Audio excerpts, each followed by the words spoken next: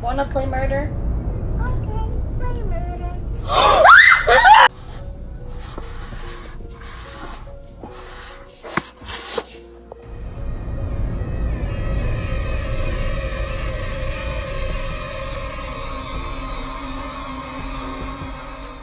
Tenéis la cruz.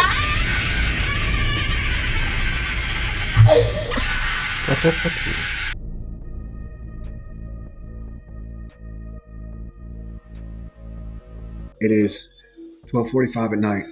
I'm sitting here on my couch. Are you here?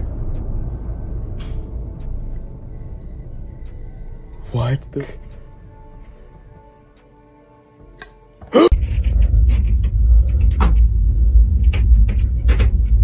Anybody there?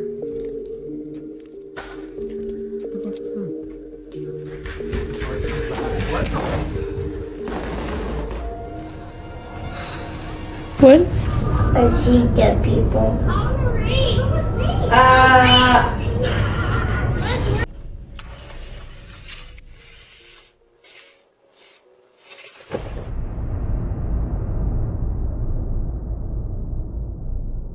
But have you heard of the Three Kings ritual? This game allows you to ask an entity from the other side questions about your future or your past. Researching this ritual, the website that I got my information from even said in huge letters, do not try this at home. The Staircase Ritual? The Staircase Ritual is a paranormal game designed to— Please do not tell me you touched the stairs. I promise I didn't break anything, I didn't mess with them, because I'm thinking it's some sort of like national landmark. Problems. Batman is usually associated with people who are depressed, people who are dealing with significant kind of emotional problems. A good friend. Welcome back to High Frequency Chaos. This one is going to hit deep. We're talking about Ouija boards, haunted houses, possessions, rituals, and the dark figure that everyone keeps seeing, the Hat Man.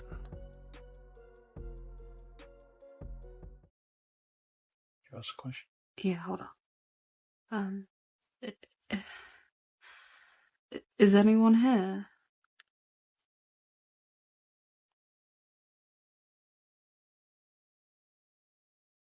Is anyone here?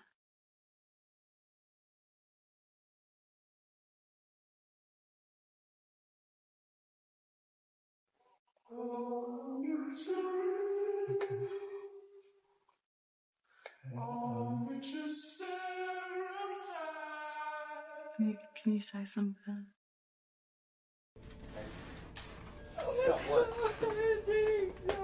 Startled by the experience, the woman pulls away and begins to cry. Suddenly, the board flips right off the table. Oh my God!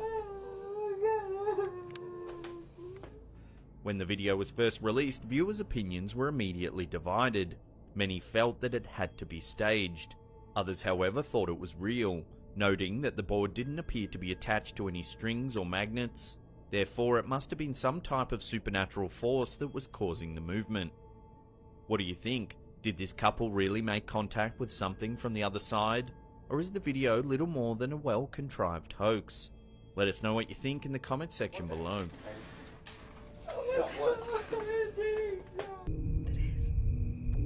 No, ya no. Yo tú dime, ¿a poco no sientes nada? Sí. ¿Pero no quieres más? Sí, pues sí, pero tú estás jugando, yo no estoy agarrando eso. No más poquitas. Ok. ¿Y qué otra cosa quieres que pregunte?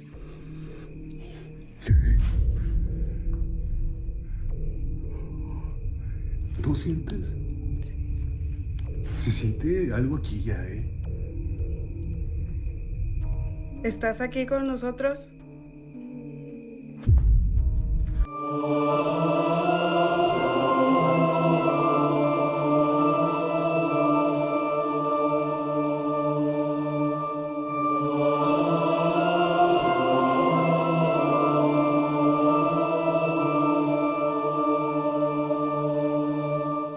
How to use a Ouija board, but be sure you're the one asking, not answering. A Ouija board isn't a toy. It's not a game. It's a doorway, thin, fragile, and easy to open, but almost impossible to close if done wrong. When you touch it, You are not just asking questions. You are inviting presence. And not everything that answers is honest. If you must use one, never do it alone. Always sit with others, but only those who take it seriously. Light a single candle. No more, no less. Place a glass of water beside the board. Water draws energy and sometimes keeps the wrong things from staying too long. Before you begin, say aloud, "We invite only those spirits who mean no harm. If you bring lies or malice, you are not welcome here." Gently place your fingers on the planchette. Don't press. Let it move you. Ask simple questions first. Yes or no, then names, then slowly. Stories. But if the board starts answering too fast, if it spells nonsense, then suddenly makes sense. If it moves before you finish your question, stop. Close the session by sliding the planchette to goodbye. Always. Never walk away without doing this. And never burn the board. It won't destroy what you contacted. It'll just free it. And if you ever hear tapping after the board is put away, or your name whispered when you're alone, you didn't end the conversation. Something else did. This is to prove that Ouija boards are fake. Is anybody here?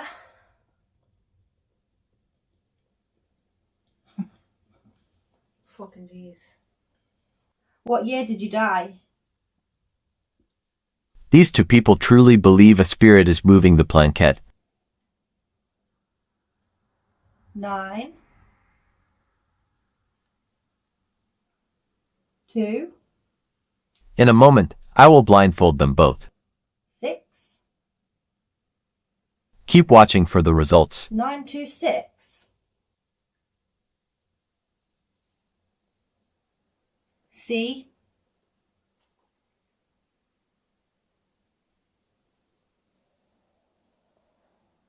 U. F.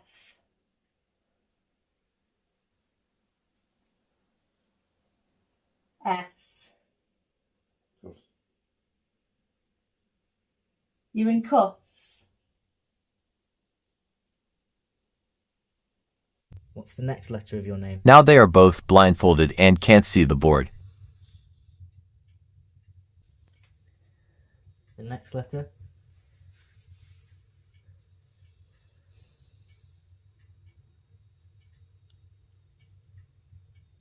Okay.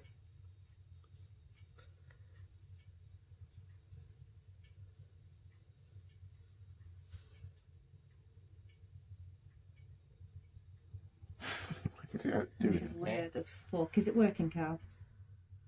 Next letter. Or is that your name? Is that your name? Notice now the planchette lands on a blank every time. Okay. How old are you?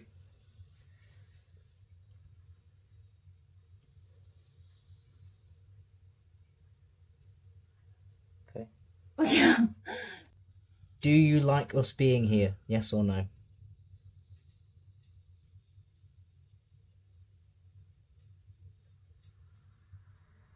Okay, you can say goodbye now. Has it? Goodbye. Goodbye. It's over in the middle now. What happened? Nothing. What happened? Nothing. These things are real. When doors are open, something always walks through. Let's get into it. Stay sharp and watch till the end. Bro, are you good, Seth? Bro, Seth, are you chilling, bro? The fuck? What the hell? Stop, bro. Stop, bro. Stop. Stop, bro. Stop Dead talking ass, bro. about it, Stop. Stop, bro. What the fuck is wrong with you, bro? Get up. What the You're not supposed to fuck? take your fingers off the board, bro. Get up, bro. You stop. This isn't even funny, bro. Stop, bro. You did, bro. Come on, bro. Bro, get up, Seth. Seth, what the fuck? Seth, somebody bro. grab him, bro. Seth, put him on the side, bro. Put him on the side. Seth, what the hell are you doing right now? Seth, bro. Seth, he's having a seizure. Call 911. Stop. Put the fucking camera down. Call. This Ouija board is created because it might be cursed. It definitely has some red flags, but maybe they're just coincidences. Let's talk about it. It's definitely a little shady that it was on board for 3 separate train accidents. Allegedly. One of them being one of the most deadly train wrecks in U.S. history. The Hagenbeck-Wallace Circus tragedy. The plaque reads, on June 22nd, around 4 a.m., an empty passenger train barreled into the stopped circus train in Hammond, Indiana. A fire broke out from kerosene lamps, and close to 70 people, including trapeze artists, lion tamers, strongmen, clowns, and family members, were trapped in the burning wreckage. Rescuers were horrified to stand by helplessly as they listened to the agonized screams of the people being slowly burned to death. A clown named Joe Coyle survived the crash and labored hysterically until he was dragged away by rescuers. Coyle was heard screaming that demons were in a talking board that one of the other clowns was using to connect with dead relatives. The plaque continues on about 2 other train incidents. This board is now at the Vampa Museum in Doylestown, Pennsylvania, where it's created amongst other Ouija boards. Tell me where he came from. I want to know where his origins are.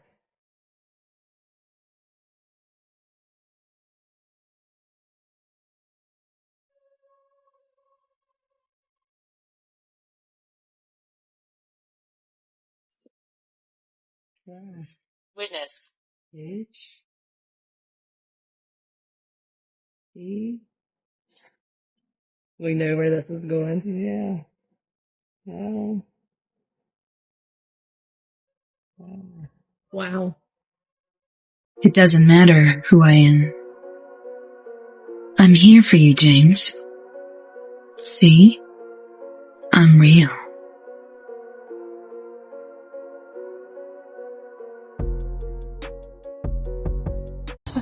You're not supposed to ask questions like that, but it said no. Okay, you're good. What? It said you're gonna have a kid tomorrow. Do I have 2 children? Ask if you have 3.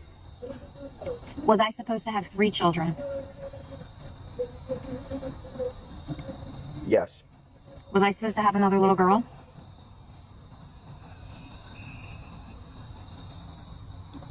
Yes. The question she's asking, I have no idea. Yeah. Is this Sam? Yes. Ask a question that would prove it would be Sam. Say the ring. No. The ring that my mother wears, did you buy that for her? The ruby.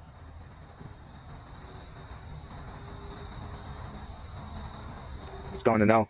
What is your brother's name that I've met as an adult?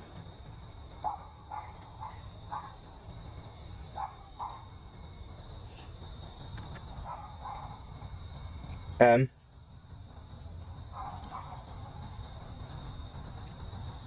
I. K. L. Mike. Mike or E, right? That's E, my bad.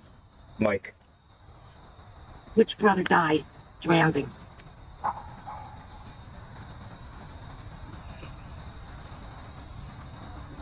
What's that? B. B. E. Here's that letter.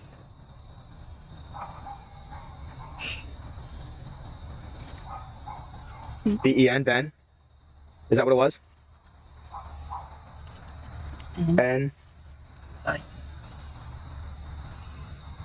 Benny? Benny. Benny. How old was Benny? I don't remember. He was young. Maybe they know. He was young. 1.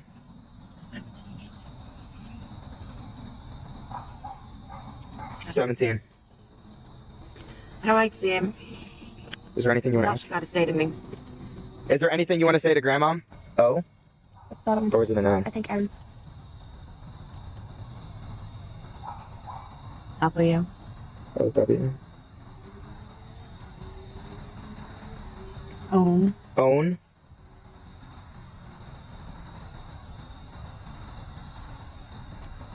You? You own her? What? What does that mean, Grom? What does that mean?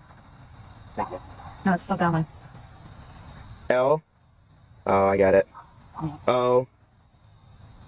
It's going quick. V. I know. It's going so fast. E. You love her? Oh my Whoa! That moved so quick. Ask it a different question. Ask me a question. Go ahead, Graham. I know you want to say something. If you're really Sam, what month is your birthday?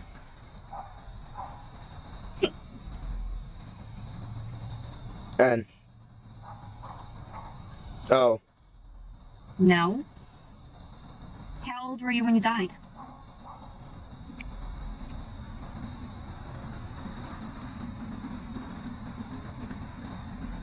Keep my fingers on. Is she like resisting? Graham, are you resisting? It looks like it.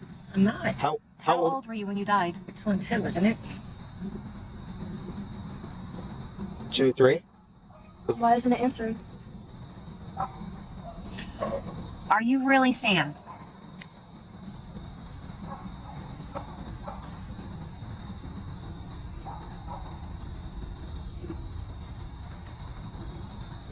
Okay. All right. Who are you?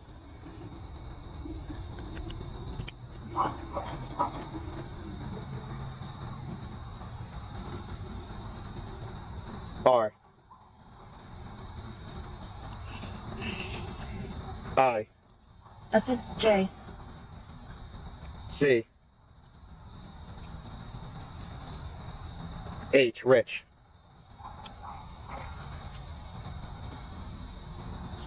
N. I. N or O?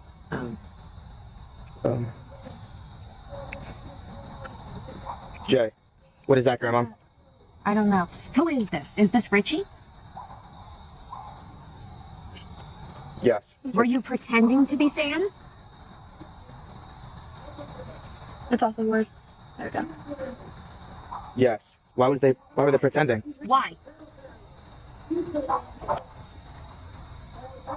N. O. I just spell it out instead of just... Yeah, it should just go to straighten out. Okay, so that wasn't Sam. It was a familiar spirit. I can't stress this enough. People play with the Ouija boards like it's a game. It's not a toy. It's a tool. And it's a dangerous one at that.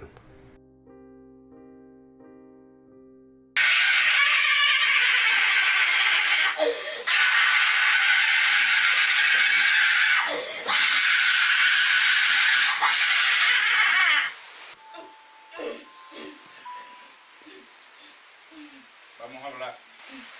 Vamos a hablar. Vamos a hablar. Vamos a hablar. ¿Cómo te llamas? ¿Ah? Eso no le importa. ¿Qué hace en el cuerpo de Heidi? ¿Quién lo envió? Eso no le importa. Zapo.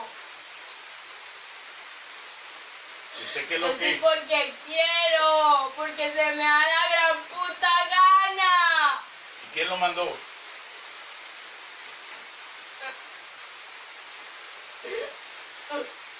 Aquí tenéis la cruz. Aquí tenéis la cruz. Aquí tenéis la cruz.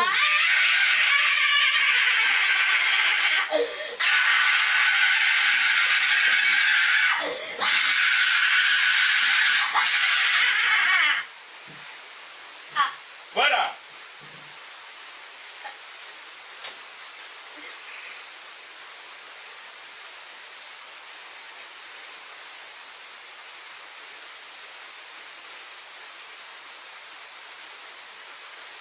Heidi.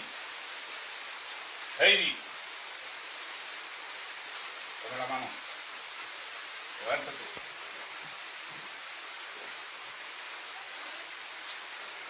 This might just be the most real exorcism footage you'll ever see. Deep in rural Indonesia, ancient shamanic rituals are still practiced today, where myth, magic, and faith collide in an intense battle between good and evil. The woman you're watching is believed to be possessed by a Bejong, a dark spirit from Indonesian folklore, said to torment women from within. Locals don't see this as mental illness or superstition. To them, it's real, very real. What you're witnessing is not a performance. It's a sacred ceremony led by a traditional healer, or dukkha, who chants ancient mantras, burns incense, and uses holy water to expel the spirit. Her violent reactions and screams are seen as the evil entity fighting to stay inside. These rituals can last for hours, even days, and are believed to not only cleanse the victim, but restore balance to the entire family or village. In parts of Indonesia, science and the supernatural exist side by side. And spirits? They're not a metaphor. They're a part of daily life. Do you believe in real exorcisms like this? Let me know in the comments. If you don't believe demon possession is real, watch how this dude manifests on this police officer. So, what's your name, boss? Me? Yeah. My name's Jared. What's your name? Marty. Marty? Marty. What's your last name? Mighty Mo. Oh, yeah. Yeah. Okay.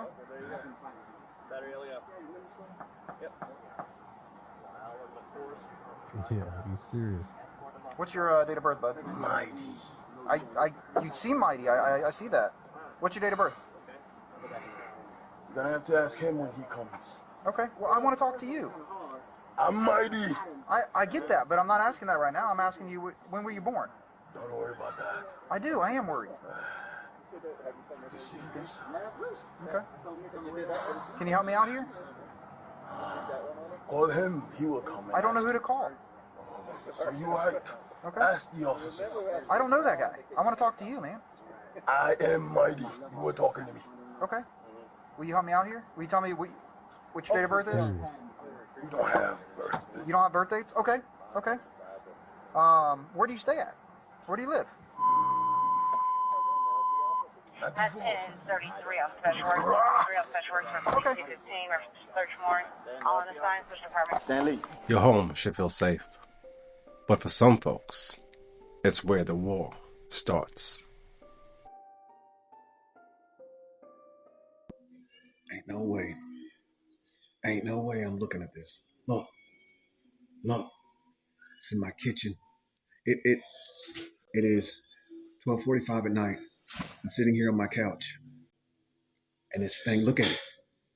It's moving around. I am tripping. What the flip? It's turning off all my stuff in the house. Hold up. Look at that. It's floating around. All my lights are turning off in the house. Yo, this is crazy. All right, so my lights are back on, and here come this thing again. Look. It's like ball lightning or a ghost or something. I am tripping.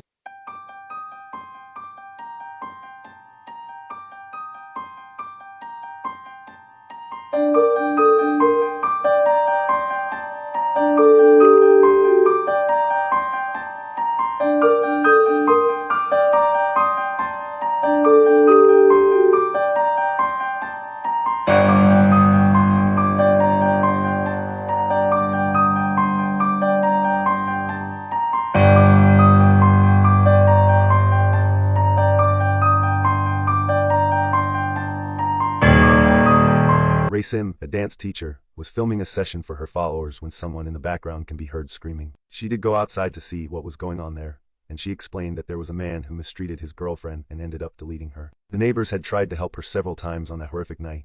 Even the police were called, but they had left early. And what's worse is they left that poor girl there, leading to her untimely demise. Her spirit can be heard sometimes, screaming for her life. It's obviously a residual haunting. Her trauma is imprinted in this world. Watch this.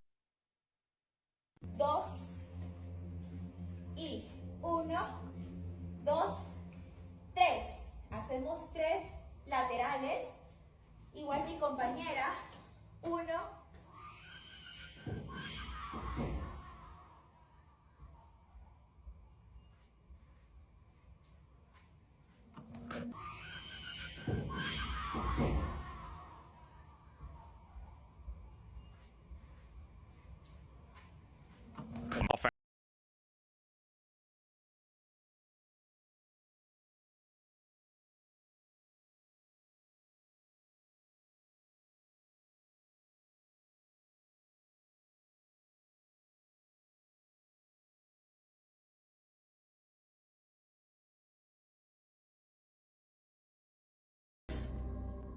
dar permiso, ¿verdad? En el nombre del Padre, Hijo y Espíritu Santo. Vean mis manos, yo no llevo nada, ¿verdad? No quiero que después vayan a decir de que allí lo llevo en ¿verdad? Para que me meta abajo las manos y ahí lo vaya zapado. ¿Bien?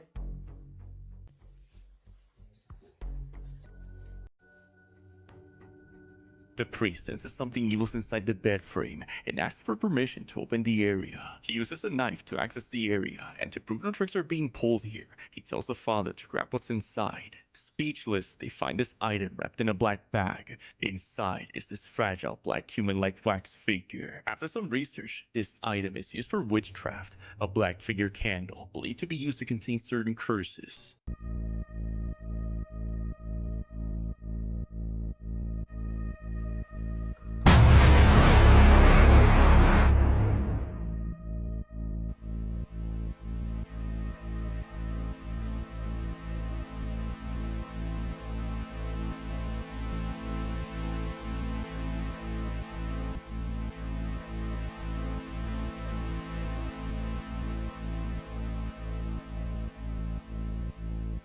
Wanna play murder? Okay, play murder. We have it on video! Wanna play murder? Okay, play murder. We have it on video! Wanna play murder? Okay, play murder. We have it on video!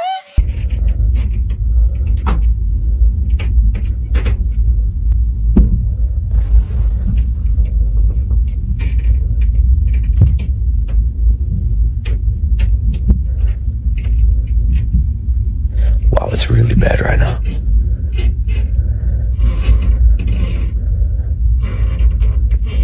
Okay, hold on. Jesus. Okay, hold on. Why is the tree on me? Whatever that is coming from up here.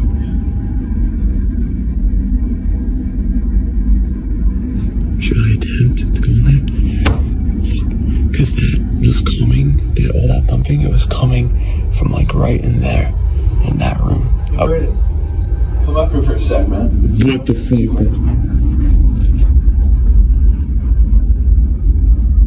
What the fuck was that?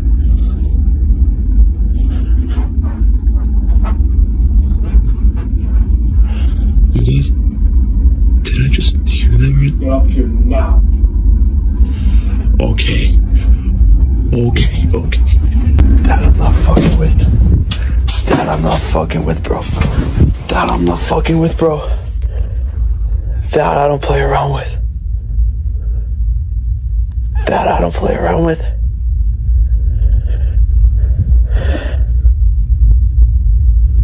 I don't know. Oh no. Whatever that fucking was just came down the stairs. It's July 30th activity part 3 I was promising. You can see nothing's changed since the plate moved. The cabinet's opened.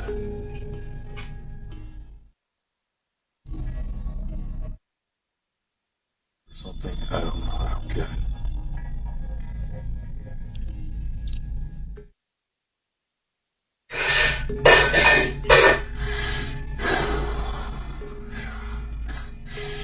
This is crazy, guys. You know, I used to be a huge skeptic, and if you're like me, you know, these videos are entertaining, but I always thought they were fake. And until it happens to you, you know, this has never happened to me in my life, and so I never believed, and now this is happening to me, and I'm getting nervous now. Starting to believe that this is probably Miss Potter, because you'll see how short the mist is, and then it moves into the hallway.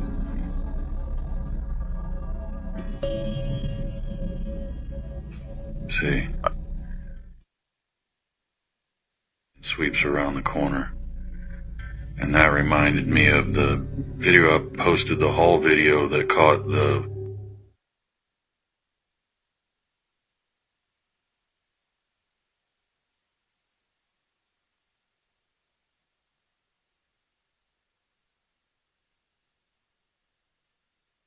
Have my friend come sage next week, guys, because I got this ring notification tonight. It's been quiet in the house, but apparently I had a visitor.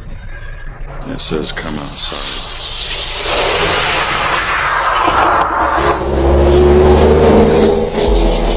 Wow, there's a lot of traffic. Oh, look. Backfire, and then listen close.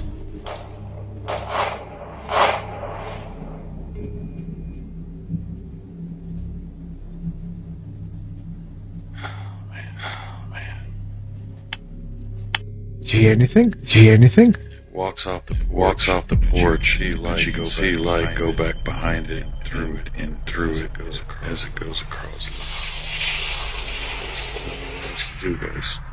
Let's do. Yeah, like that. You hear that fuck?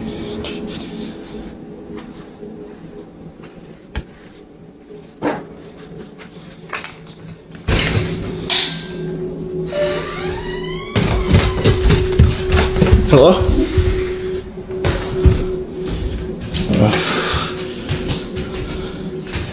Whoa!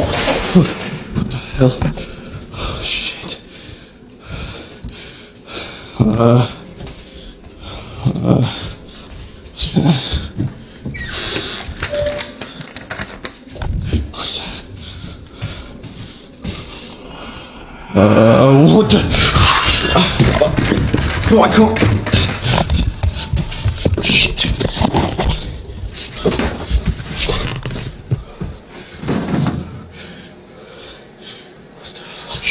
What the fuck? Alright. I'm going back out there. I've been here for a little bit. I'm gonna see. Go back here. I just need to go upstairs and get some of my stuff and leave. Christ.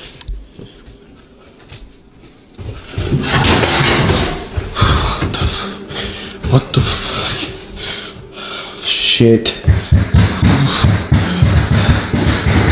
fuck. What the fuck? Stop. Fucking stop. Stop! This is just a quick update because I gotta get to work. But when I got up this morning to get my coffee, I walked into the kitchen and saw this. So I guess you guys were right that activity seems to be picking up because I have been, doing renovations. I replaced all this stuff, this dishwasher, this stove, the oven hood there. But this morning when I came into the kitchen, I noticed the cabinet was open, and then I noticed this chair. So I checked the Ring video, and it definitely...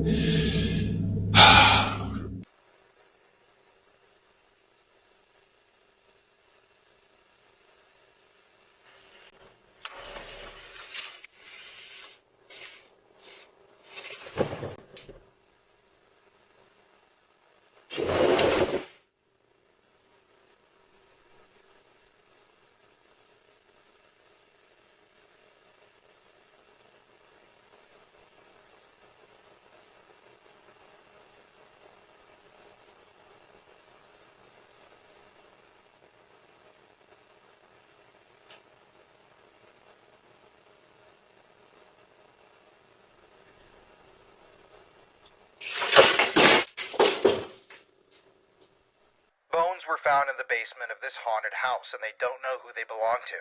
This is the S.K. Pierce Victorian Mansion in Massachusetts, and let me tell you, this place is straight out of a nightmare. So the story goes that one of the former owners had a dream that told her she needed to dig in the basement. And when she went digging, she found bones that belonged to a 16-year-old girl. The police became involved and took possession of the remains, but the case was never solved.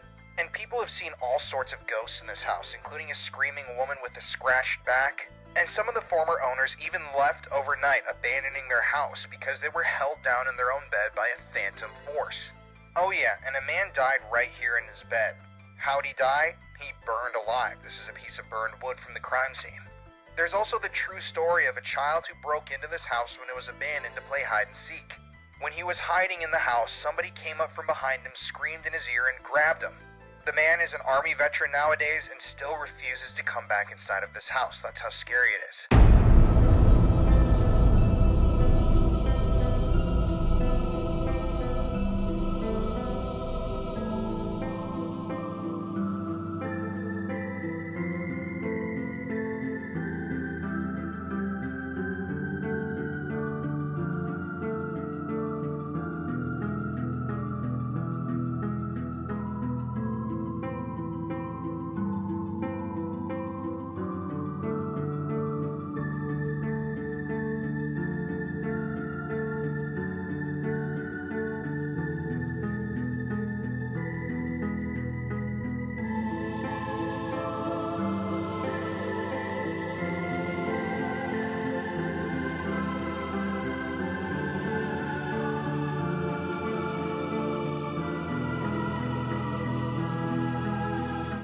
See, and you think I'm crazy. The first time I'm here by myself, there's a picture on the floor, and it just...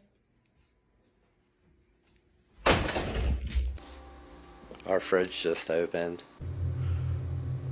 I just saw that out the corner of my eye. I wish I would have got that. Can you make it move again? No? Okay. Bro, stop playing with me. Can you do it again?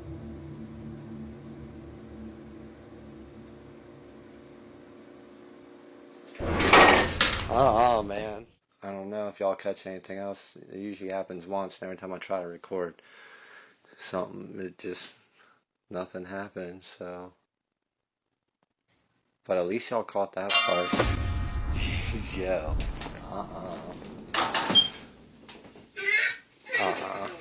Nope, I'm good.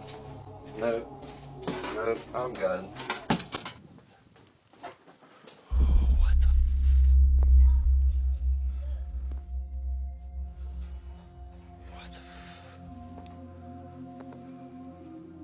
Hello?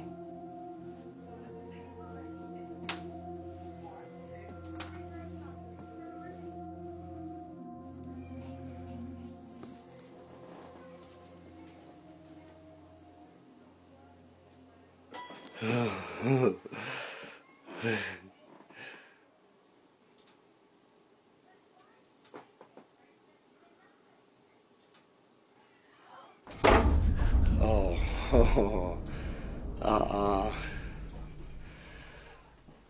See, this is where I draw the line, man, and y'all want me to be brave.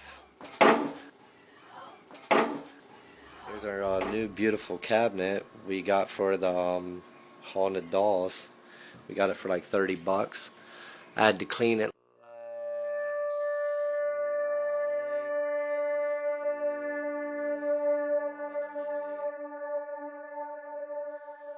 Super dusty. And then it turns out that the dolls won't even fit in it. Which sucks because it is such a beautiful cabinet.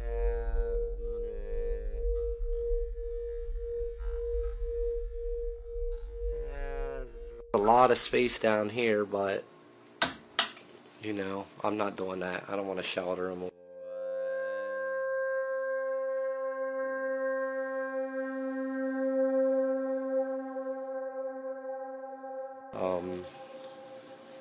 But yeah. In the last video on demonology and mythologies, we went over the Byzantine monks' 6 classes of demons or demonic activity. Which would you say is happening in those clips?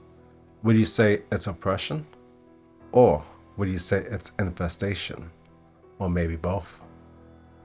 Have you ever heard of the Midnight Man or the Three Kings? These games aren't urban legends. They're rituals. Let's talk about someone else who tried the Three Kings ritual, and this is another one that is one of the scariest ones ever. If you don't know what the Three Kings ritual is, it's a way to see the shadow side, and it's typically terrifying, but sometimes people have enlightening experiences. I do have a video pinned on my page explaining it. For storytelling purposes, we will name this person Thomas. Thomas was the father to 3 daughters that were aged between 13 to 17. All of his daughters were obsessed with Harry Potter, witchcraft, the occult, ghost stories, and the like. His middle daughter found the Three Kings ritual, and her and her sisters immediately became obsessed with it, and they were always reading Three Kings ritual stories. They would always ask Thomas if he would do the ritual, and he would always laugh and say no. But to be honest, it was piquing his curiosity as well. He shared that he was a big horror fan himself, and that his family was very much into ghouls and ghosts, and he found himself to be pretty superstitious. Of course, that gave him another reason not to do it, because he knew he shouldn't really mess with that kind of thing. But as he said, his daughters brought it up often, and eventually he caved. Thomas also goes on to explain that he is a yes dad. The girl's mother left when the youngest daughter was 4, and he always found himself trying to overcompensate for that missing parent. If his daughters wanted to play with Barbies, he played with Barbies. If his daughters wanted to learn baseball, he learned baseball. If they all wanted to dress up as Harry Potter characters for Halloween, they all dressed up as Harry Potter characters for Halloween. If they Want to get creeped out? Let's talk about someone else who tried the Three Kings ritual, and this is another one that is one of the scariest ones ever. If you don't know what the Three Kings ritual is, it's a way to see the shadow side, and it's typically terrifying, but sometimes people have enlightening experiences. I do have a video pinned on my page explaining it. For storytelling purposes, we will name this person Thomas. Thomas was the father to 3 daughters that were aged between 13 to 17. All of his daughters were obsessed with Harry Potter, witchcraft, the occult, ghost stories, and the like. His middle daughter found the Three Kings ritual, and her sisters immediately became obsessed with it, and they were always reading Three Kings ritual stories. They would always ask Thomas if he would do the ritual, and he would always laugh and say no. But to be honest, it was piquing his curiosity as well. He shared that he was a big horror fan himself, and that his family was very much into ghouls and ghosts, and he found himself to be pretty superstitious. Of course, that gave him another reason not to do it, because he knew he shouldn't really mess with that kind of thing. But as he said, his daughters brought it up often, and eventually he caved. Thomas also goes on to explain that he is a yes dad. The girl's mother left when the youngest daughter was 4, and he always found himself trying to overcompensate for that missing parent. If his daughters wanted to play with Barbies, he played with Barbies. If his daughters wanted to learn baseball, he learned baseball. If they all wanted to dress up as Harry Potter characters for Halloween, they all dressed up as Harry Potter characters for Halloween. If they wanted to practice doing makeup, he would let them powder his face. He also goes on to say this wasn't to boast about himself because there are so many single mothers doing the same thing, but it's really just to point out that he was a yes dad. He always said yes to everything, even if it was something he would rather not do. Once he said yes, they waited for a Friday so that no one would have to go to work or school the next day. All 3 of the girls were going to be his loved ones because they all wanted to be included. They set everything up in a room that used to be the girls' playroom. They set up the chairs, the mirrors, the bucket of water, the fan, and they made sure to leave the door open. Thomas's power object was going to be a picture that all 3 of the girls had drawn for him when they were little. The 4 watched movies and then went to bed at around 11 p.m. They all set their alarms for 3:30 in the morning. Their alarms went off and they made their way towards the old playroom. The girls immediately noticed that the door to the playroom was closed, which is a big red flag. Thomas said his girls all started fighting and arguing, saying, "Who closed this door?" All of them were accusing each other. They all adamantly denied that none of them had closed the door. But Thomas wasn't worried. He didn't think this was real anyway, so he was going to go ahead with the ritual, but his girls would not let him. The girls begged and pleaded with him that they needed to leave the house, get a hotel room for the night, and stay there until morning. Thomas told them absolutely not. Not only did he think this was ludicrous, but they also just couldn't afford to go and stay in a hotel room for the night. He shared they made do, but it was no easy task paying all the bills with one single income. The girls were hysterical, but eventually Thomas convinced them that this was internet fiction made to entertain. He convinced the girls to go to sleep, and he himself went to sleep. Around an hour later, the entire family woke up to a screeching alarm sound. The intrusion alarm in the house had gone off. His girls were crying and telling him it's because of the Three Kings ritual. This game is often played by kids in Mexico. It's about contacting 2 girls who were unalived. It is somewhat similar to the Charlie Charlie game. Many kids in Mexico have gotten sent to the mental asylums because they didn't end the game properly. For this game, you only need 2 players and 2 coins. They have to be the same value. You have to be sitting on the ground facing each other with the coins in your hand. The 2 of you have to say, "Sara, Sarita, can I enter your game?" You have to throw the coin over your head so that it lands behind you. The 2 coins need to land on heads, so that's a yes. If it lands on tails, that's a no. You can begin the game if they both land on yes. From there, you can start asking Sara Sarita questions. She will give you yes or no answers depending on how the coins land. If you don't end the game properly, bad things can happen. Very scary things. To end the game, you have to say, "Sara Sarita, can I end the game?" and flip the coin. If you get a yes, you can end it. If you get a no, you have to continue. But be warned, so many people have said this is the hardest game to get out of. So be careful. I made a video talking about the Midnight Man several months ago, but I didn't go into depth on the ritual, so this is the ritual. Disclaimer, this video is for entertainment purposes only. I don't suggest any of you try this at home. When I was researching this ritual, the website that I got my information from even said in huge letters, "Do not try this at home." The only other ritual that it's ever said that about was the bath game. This game is pretty similar to One Man Hide and Seek. The point of this game is to allow the Midnight Man into your home and then hide from him until 3:33 a.m. It's said that in order to summon the Midnight Man into your home, you you have to write your full name on a piece of paper and then put at least 1 drop of your on the paper. Now the player has to go to the door of whatever house or building they're doing this in, place the paper on the floor in front of the door, light a candle, and then place the candle on top of the paper. After this is complete, you have to make sure it's 12 a.m. exactly, aka midnight. He was once a punishment. Now he's a challenge. A dare passed around by foolish teenagers who don't believe in consequences. But he is real. And once he arrives, this is no longer a game. Step 1. You'll need a candle, a sheet of paper, a single drop of your skin, and a wooden door. Write your full name on the paper. Let your skin touch the ink. Place the paper in front of the door and light the candle. Exactly at midnight, knock on the door 22 times. The final knock must fall at 12 a.m. sharp. Then open the door. Blow out the candle. He has entered. Step 2. Relight your candle immediately and begin walking. Do not stop. Do not sit. Do not hide. Keep moving until 3. If your candle flickers or goes out, he's near. If it goes out completely, you must reignite it within 10 seconds using nothing but the original flame. If you fail, you'll feel a breath on your neck. That means he's already touching you. If you survive until 3 a.m., he will leave. But if you break a rule, if you stop moving, if you try to turn on a light, you won't die. You'll just stop being part of this world in the way you won't want to understand. This is why you should never summon the Midnight Man. If you don't know, the Midnight Man ritual is where you summon an entity known as the Midnight Man, and the goal of the game is to survive the night.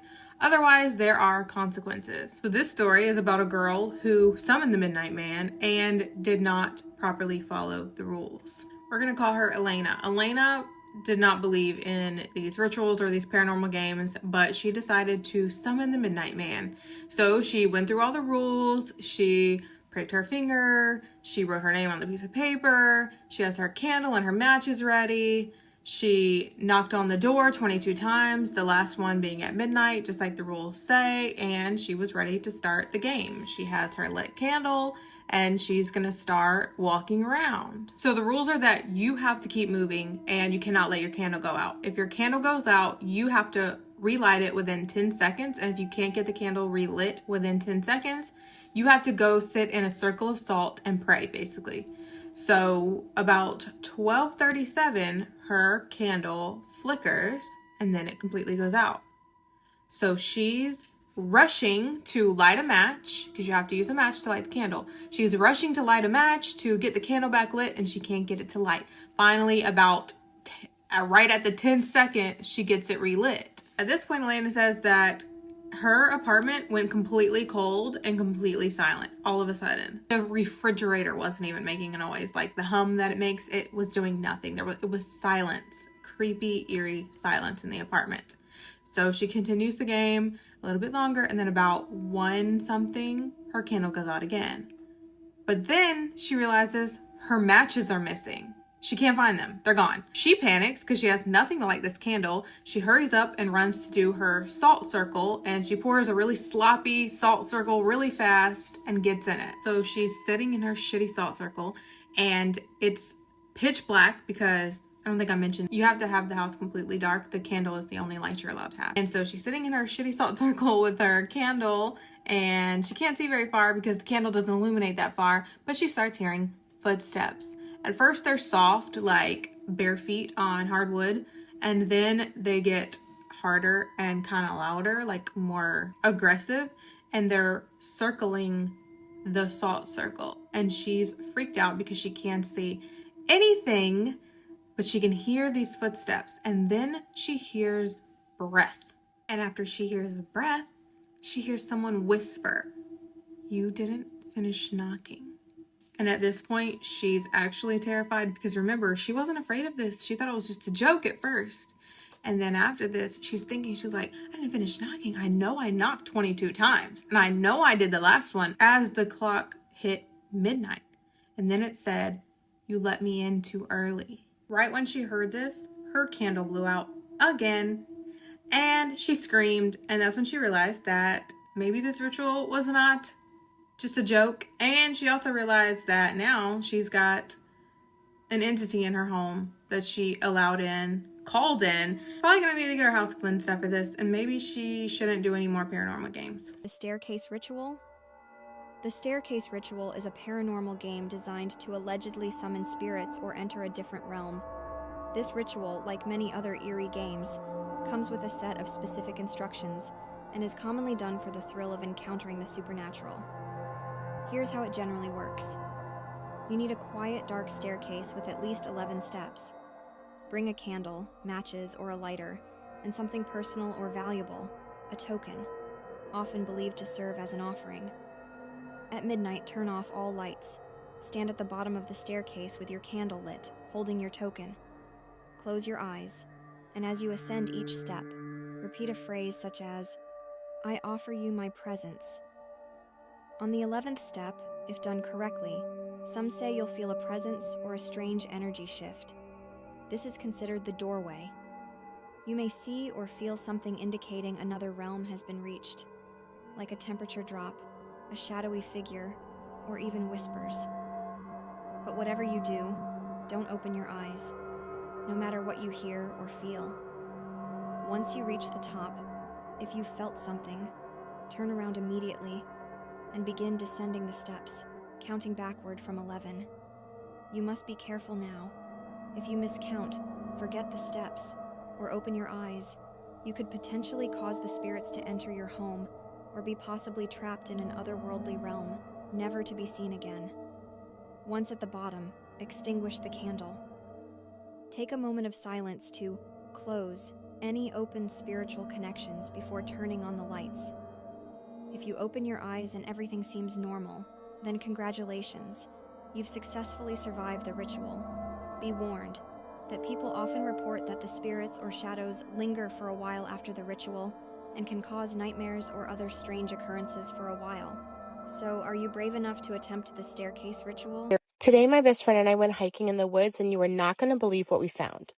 First, we came upon this random staircase in the middle of nowhere, and this is where it led to. What the heck is this?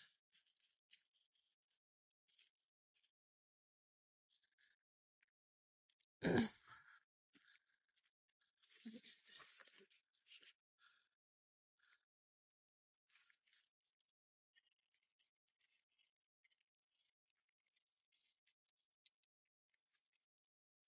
What is this?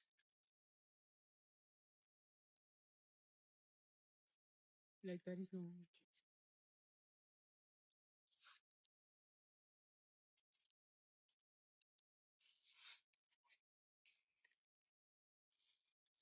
Sounds a language that I recognize.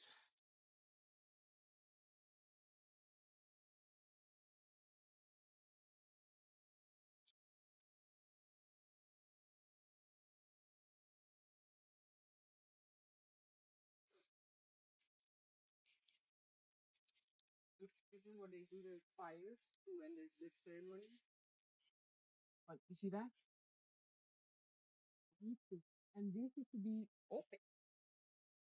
So it looks like we came across like some kind of weird temple in the middle of the woods. Like there's literally nothing around. And there are all these like pillars with weird writing on it and dragons. I don't know. And then this is like in the middle. TikTok, what the heck is this?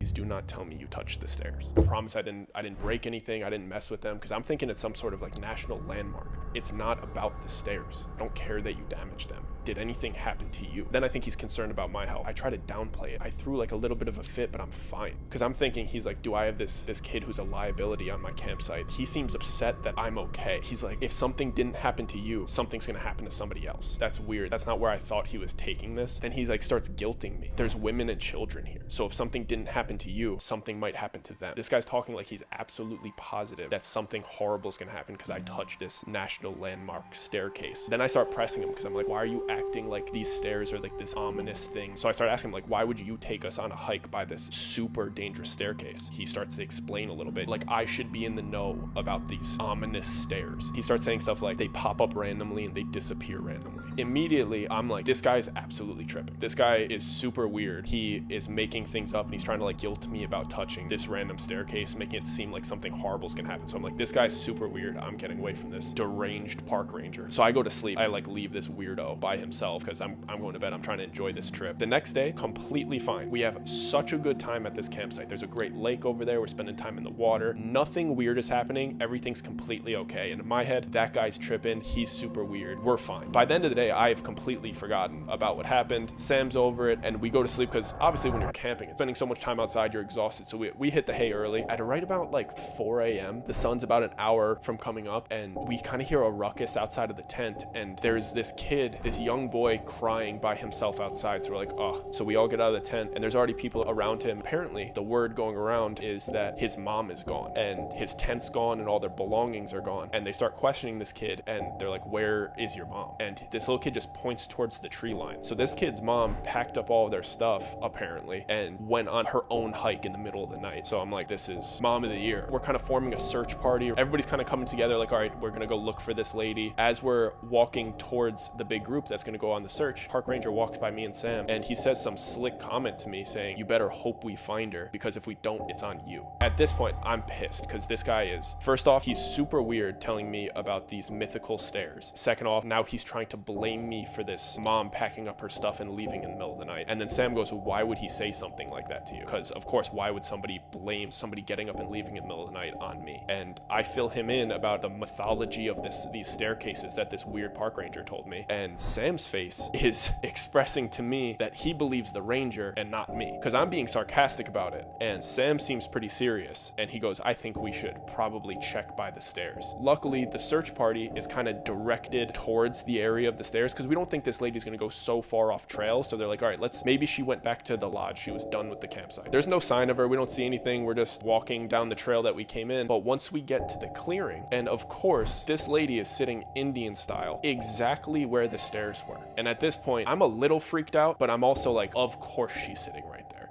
Like, is she in on it too? Like, what's going on here? Why is this lady sitting Indian style exactly where the stairs were and the stairs aren't there? And then my mind starts going like, why am I in this situation where this weird deranged park ranger is in cahoots with this weird deranged mom and she's sitting at this spot where these weird immaculate stairs were and now the stairs aren't there? So me and Sam jog up to her. There's already like 3 people up there. And as we're approaching her, I see that she is, mind you, she's only been gone for like an hour and a half tops. And her clothes are like tattered. She looks like she got dragged through the forest. She looks like Bear Grylls after a week in Siberia by himself eating earthworms. And she looks deprived. She looks like she hasn't had water or food. Her eyes are giving psychosis. We get up and there's already people asking her questions. Like one lady's like, what happened? Like, are you okay? She's just like kind of like rocking. She's going like, what took you guys so long? The guy that's there goes, don't worry, it's only been like an hour, you're safe now. And she just like mumbles out, it's been days. And right then I know, okay, she's crazy. They're still questioning her and shit, but she's not even answering their questions at this point. She's just kind of talking. I only caught a few sentences and she like mumbled out, it told me you'd come. It told me I'd be safe by the stairs. And I'm like, are you kidding me? Don't try these things, not even as a joke. You invite something in, entities, that will shake you to the core. Kids often see what we don't. Their minds are open, innocent, and spirits know that. I see that blood in the ghost. There's a blood in that ghost? Yes, all of them. There's ghosts in here? No, there's blood everywhere in those ghosts. There's blood everywhere in the ghost is? Yes. Where are the ghosts? Way over there in the dark. How many is there? 1, 5, 2, 5. Wow. Are the ghosts fake? No. They're not pretend? No. They're like that movie real. They're really real? Yeah. There's real ghosts in this house? Yeah. You see them? Yeah. They're like the life.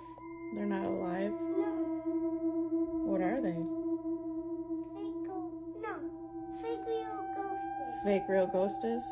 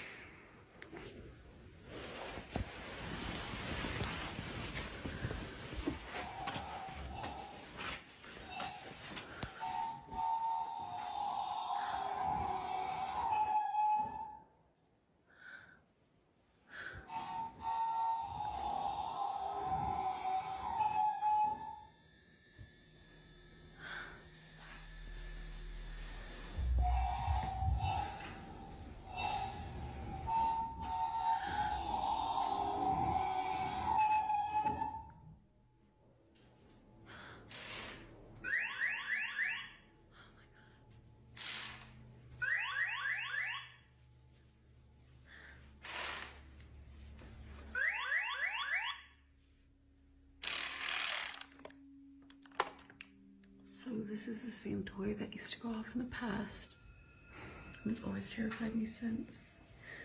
So I would ask it questions and it would answer with noises.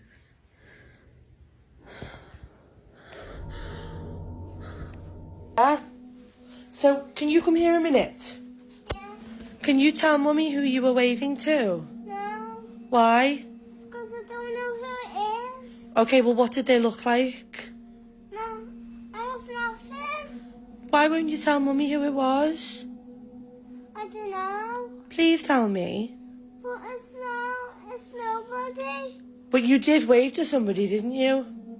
And I'm going to see who it is upstairs. No, don't go up. Just tell Mummy who it was. But I just want to go and see who upstairs. Was it a boy? Was it a girl? Was it a baby? Was it an old woman like Nanny? An older man like Grandy? A girl.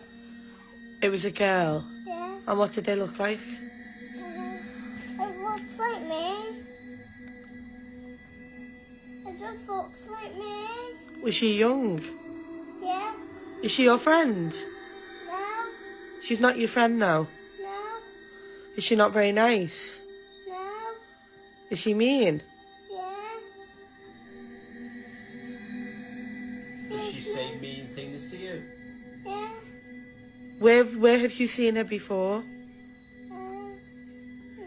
Nowhere. So you've only seen her at the top of the stairs? Yeah. Yeah. When you wave at her and blow her a kiss, does she wave back and blow kisses back? No. No. What does she do when you blow a kiss?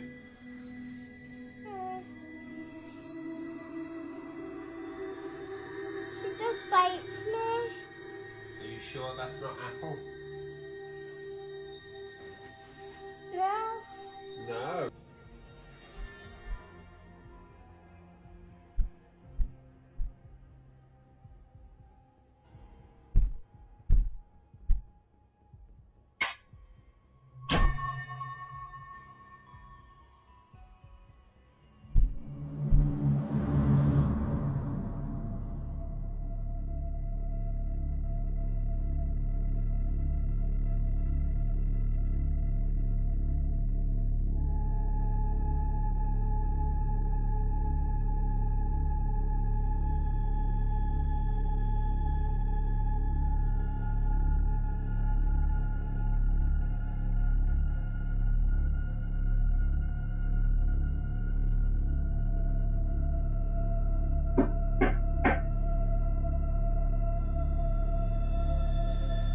The following two clips are from terrified parents whose infant is being haunted by a dark entity. Both videos were taken a year apart, and both were recorded into different houses, meaning this entity has followed the infant from their previous home, the home they fled from due to the haunting. Observe.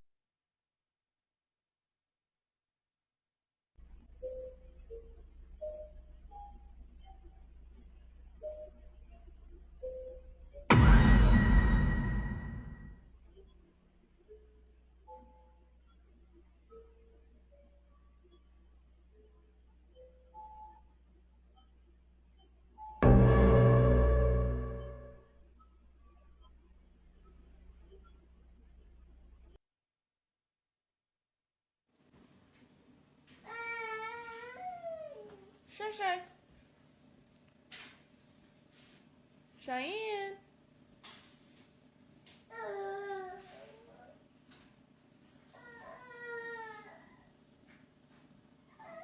Cheyenne.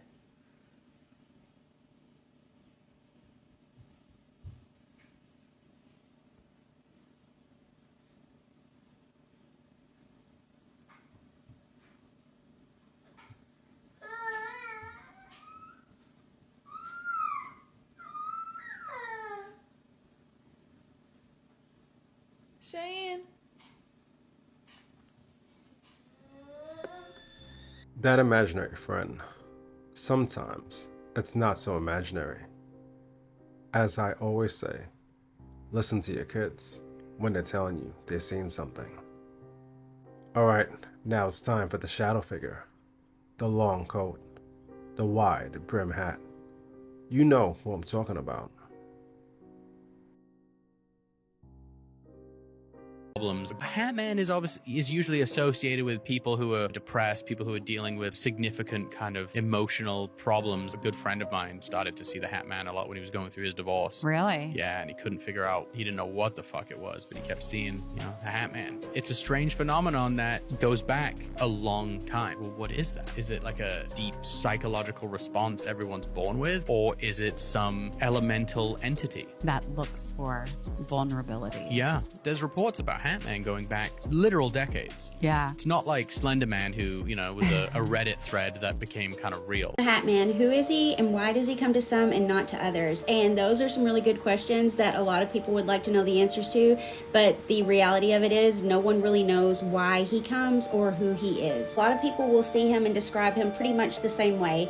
He's tall, completely shadowed out. You can make out a little bit of features of what jacket he's wearing, and you can see the hat, but he doesn't really have any facial features. I've even read that in Europe, some people say that he has red glowing eyes. Some say that he shows up to you if you've experienced childhood trauma and then you're going through something in your life, or you're about to go through something in your life. Like, he comes to just watch. If that's the case, it would make total sense for the time that I saw him. I was expecting my first child at the time. I had no idea. Apparently I was newly pregnant, but I ended up getting 37 kidney stones and having kidney failure and pretty much losing one of my kidneys. And yeah, so he showed up to me then. But I will say that he scared me so bad, as someone that has dealt with ghosts and spirits and things like that my entire life. This thing scared the hell out of me. And I could make out the jacket. I could see like the flat part on the jacket. I could see the ringlets in his hair. He was wearing a fedora for me. Sometimes he wears a top hat. Some have seen him with a cowboy hat. Some see them outside of the house. Some see him in the house. I saw him in the doorway. Some say that they see him in the closet. He varies. Some people say that he is a sleep paralysis, D word that you see. And then some say that he is a result of taking too much Benadryl, which I find hilarious because both times that I saw him, I was not on any Benadryl of any sort.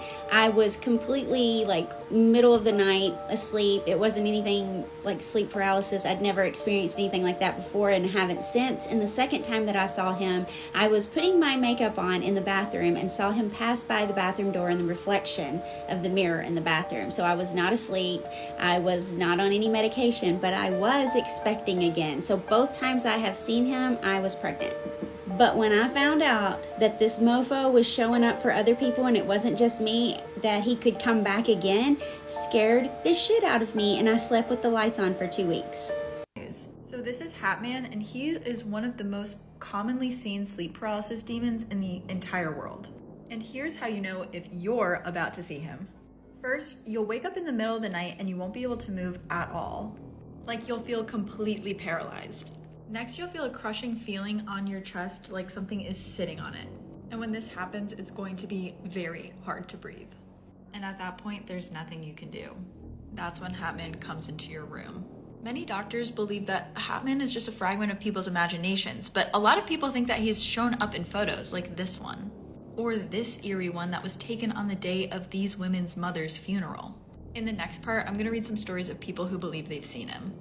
It's crazy. If you Google the Hat Man and you look at the images, you'll see a bunch of different variations of what the Hat Man might look like. But almost like a police lineup, to every person who's ever actually experienced this, myself included, we can immediately point to this image of the exact shadow that we saw. This image, detail by detail, proportion by proportion, is the exact same shadow that I saw every night I spent in that room from age 15 to 18, leaving me to wonder, what is the Hat Man and why do people see him? Many people into paranormal things write off shadow figures as a demonic presence. Scientists write off shadow figures as hallucinations during sleep paralysis. And Ancient Aliens even released an episode recently about shadow people, alluding to an extraterrestrial origin. I guess I could see where people are coming from on that because the top hat is somewhat similar to what you'd imagine the Men in Black wear. However, I recently came up with my own theory that maybe there's an interdimensional element to this. What if electrical signals and artificial light weaken whatever link exists between our dimension and whatever dimension this thing is from? And what if the classic top hat and trench coat is actually just some form of technology in that dimension that allows them to access this dimension? It's just a hypothesis, but it's one that I brought up to James Keenan, who's a researcher from Skinwalker Ranch. I was interviewing him last year and I told him my theory on the interdimensional element to shadow figures based on my experience, because shadow figures are a common occurrence at Skinwalker Ranch, and he told me he thinks shadow people are jinn, which is an invisible spirit often referenced in the Islamic religion. What's even more ironic is my family moved out of that house in 2012, and in the 10 years since we've lived there, that house has been sold twice. Maybe it's just a coincidence, or maybe there's a logical explanation to that too. Have you ever seen the Hat Man? If not, maybe think twice when turning out the lights tonight. He doesn't speak. He doesn't move. He just watches. How many of you have had encounters with the Shadow Man or shadow-like figures? There's a reason some cities feel heavy. Darkness sits over them. This is bigger than personal hauntings. I know I'm gonna sound crazy, but there's a demonic entity that's over downtown LA. I've lived in so many different cities as a psychic medium, and all night, all morning, all I hear are ravens crowing like it's a horror movie or an Edgar Allan Poe poem. They just go caw, caw, like an ominous, demonic horror movie like sound. You know, normal neighborhoods, like when I lived in Utah or Maryland, you wake up to birds chirping. You wake up to cricket sounds. No.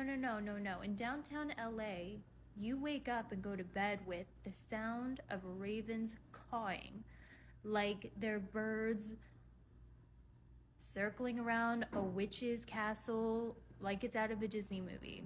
And then if you walk down here, so many homeless people, so much toxicity, I don't know what it is. This house was so violently haunted, a priest had to perform a full-blown exorcism, and it still didn't work. The Hinsdale House in New York is one of the most terrifying haunted homes in America.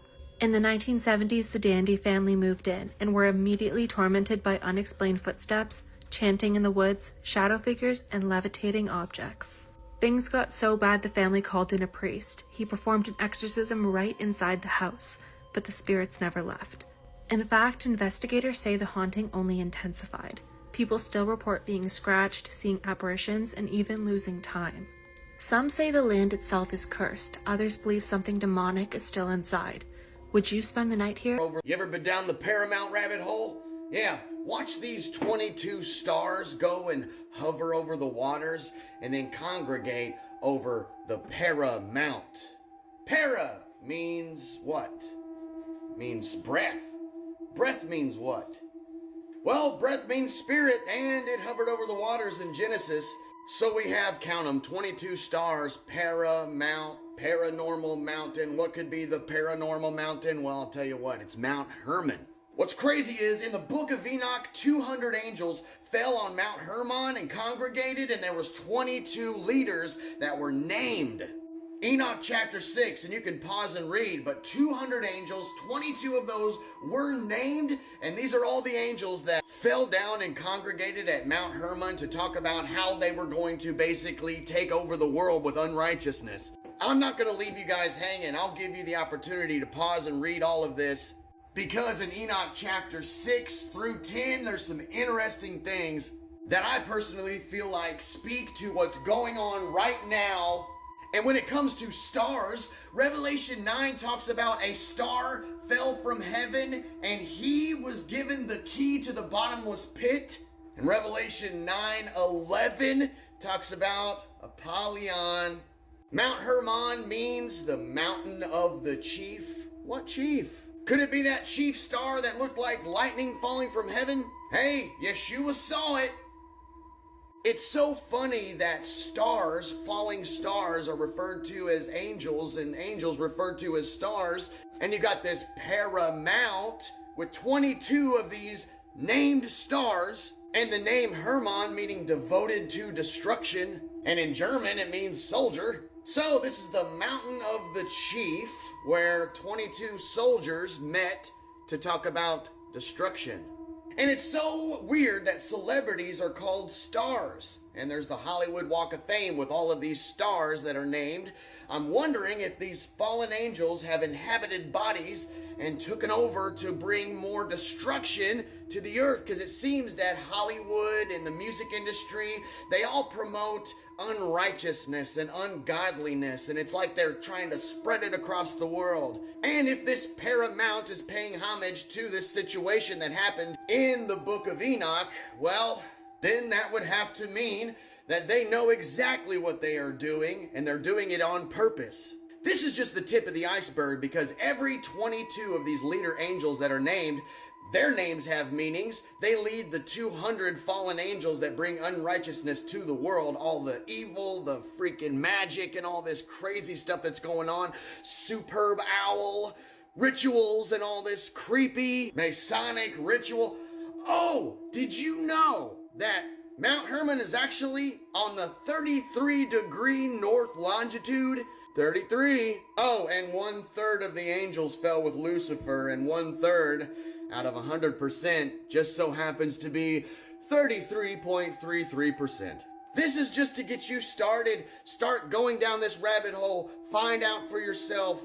Look, they know what they're doing. They're paying homage to these fallen angels because, hey, they might just be the fallen angels. So next time you see a falling star, don't wish upon it. We wrestle not against flesh and blood, but principalities. They're not just at the homes. They want entire regions. Now, we've been through a lot there, right? A lot of darkness. So, I'm going to end this with some hope and a funny compilation. Let's go. The Archangel Gabriel against the demon known as the Prince of Persia. In Daniel 10. I am the Prince of Persia, the most powerful spiritual principality of war and confrontation against the people of God.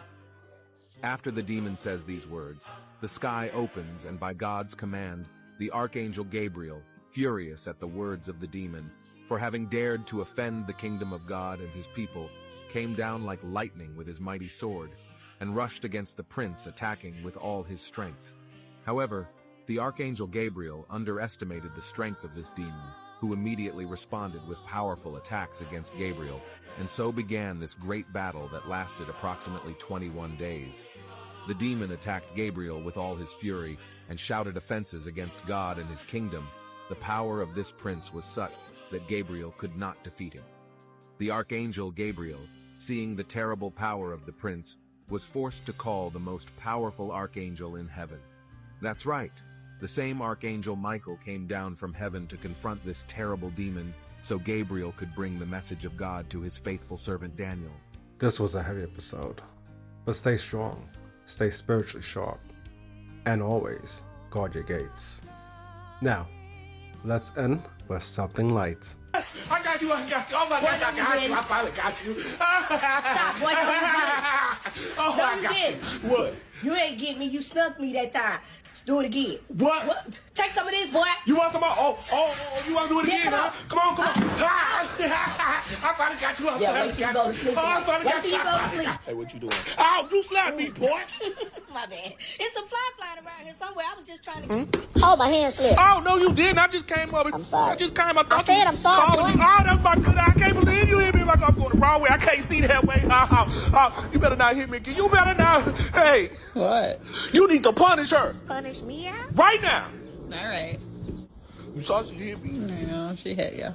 Why you just Get off. Okay, I'll get down. Oh, he hit me. You had enough? Okay, You had enough? got me. You choking. Yeah, Let me go. that's what I thought. Hey, who butt smell best? Oh, your butt stink. Your butt stink. No, it don't, boy. Smell mine. Smell mine. I ain't smelling your butt. Yeah, you know mine smell better. Give me high five. High five. You know my butt smell better than yours. Yeah, baby. All right, that wraps up another one for the HSC podcast. Thank you for being here with me as we do these dives into the paranormal and the unknown. And for those of you who missed the last video about demonology, that's a very important video because it describes what the enemy uses, especially the Byzantine monks, how they broke down the 6 classes of demonic activity in your home and your life. All right. As always, stay safe, stay blessed in these dark, deceptive times. And remember, we are high frequency chaos. We're the chaos in the spiritual, and we're the chaos in the natural. For those of you who are new to this channel, hey, we dive into the paranormal, the unknown, conspiracies, but most lately, it's been about the paranormal. And, you know, the things that go bump in the night. All right, HFC signing out. Peace!